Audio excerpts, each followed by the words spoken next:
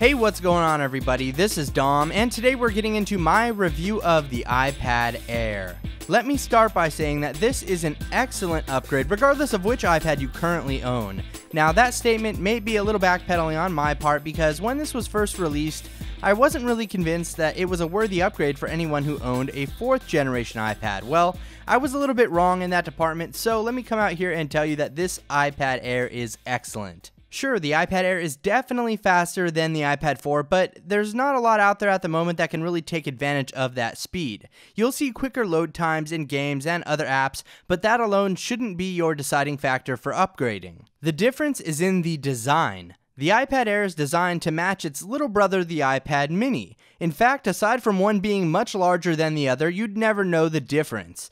Packed inside of this sleek tablet is Apple's A7 dual-core processor, M7 motion coprocessor, a 2048 by 1536 resolution IPS display with 264 ppi, and an 8827 mAh battery and 1GB of RAM. Okay, I know what you're thinking, 1GB of RAM, that is absolutely nothing when it comes to tablets and laptops and things like that, but trust me, the iPad Air will give you a fluid experience regardless of that. The good news is that you don't have to sacrifice performance for portability. At the end of the day, it's going to be a preference of screen size between the iPad Air and the iPad mini. Would you prefer a larger screen or a smaller screen? So keep in mind, the iPad Air is exactly $100 more than the iPad mini with Retina display for the Wi-Fi configurations, and they pretty much carry the exact same internal specifications. It's light, thin, and an absolute joy to use when it comes to playing games or watching movies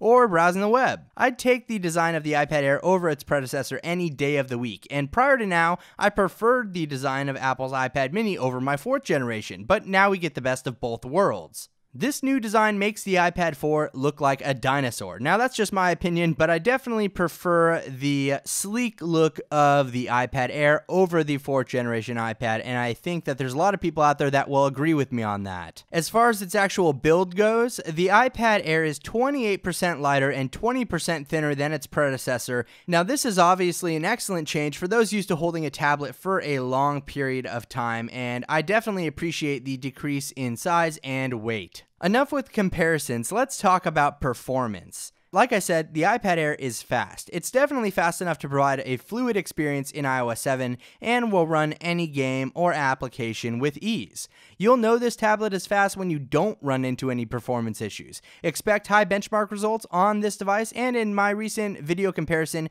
the iPad Air's Geekbench score was twice as high as the iPad 4, so keep that in mind as another factor to influence your upgrading decision. Camera performance is pretty good as well. The front-facing camera will only give you 1.2 megapixels, but mainly this 720p camera is meant for video conferencing over Skype or FaceTime. The back camera will shoot 1080p video and take 5 megapixel pictures, but who takes pictures with an iPad anyway? Just in case you were curious, here's a few examples of some photos taken on the iPad Air. If you were wondering about battery life, that's definitely going to vary between users, but in my testing, this battery was extremely hard to drain. It just keeps going and going, and the standby time is absolutely excellent. Because of its standby time and long-lasting battery life, the iPad Air is pretty much always ready to go when you are, and that's always a plus in my book. Now, it's not all butterflies and rainbows for the iPad Air. As much as we're familiar with the design, it's getting old having stereo speakers on the bottom of an iPad.